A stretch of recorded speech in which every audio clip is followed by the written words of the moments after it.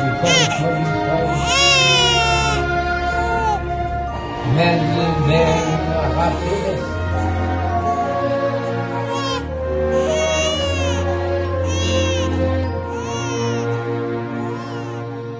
בין כנפי שכינה אפופה קדושה נחה נשמה, וביום הזה לפני 3 שנים לעולם ירדה אור גדול הביאה ובשורת חיים עם המון שמחה, כי הרבה כבר זאת מזמן ידע לכוון ברכה, שברגע מדויק נודעה לנו קרן של תקווה.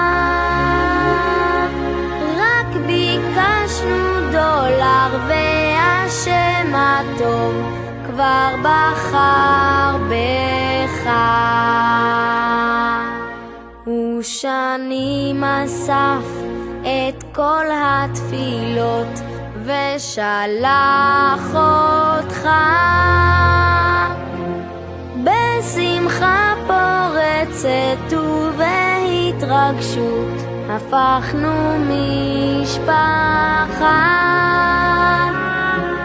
כמה אור הבאת לעולם איתך בחיוך שלך. אוי, זו בשורה מרגשת. מזל טוב, מזל טוב. וואו. הברכה של הרבי זה איזה יופי. ותזכו לגדלי לתירו וחופול בסנטייבים, מתוך התקשרות, מתוך שליחות, התקשרות, התגלות, כל העניינים שמאכלים היום. נו, אז נשמח למרצה השם להשתתף בברית, אולי במרחק, בריחוק מקום, אבל בקירוב בלב.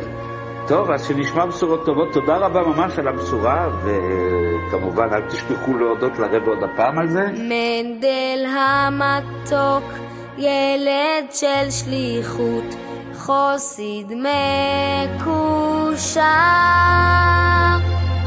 לך תמיד בדרך של אמת אחת, דרך הישר, כי אצל הרבי אתה בן יחיד, יהלום יקר. ביום הזה, בו הילד מגיע לגיל 3 שנים, חוגגים חלקה, גזירת הפאות כסימן לילד יהודי, כשר וטהור. הילד מקבל כיפה וציצית, ומהיום צועד בגאווה עם הסממנים היהודים השורשיים מזה דורות.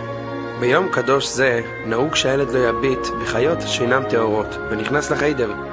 לומד את האותיות הקדושות תוך ליקוק הדבש המכסה אותן, כדי שיחוש את מתיקות לימוד התורה הקדושה. מנדל המתוק, היום אתה זוכה לקבל צורה של ילד יהודי טהור, נסיך של השם יתברך. תמשיך בדרכך לגדול שליח אמיתי לנחת רוח ההורים והרבה, ולקרב את פני משיח צדקנו נאו ממש.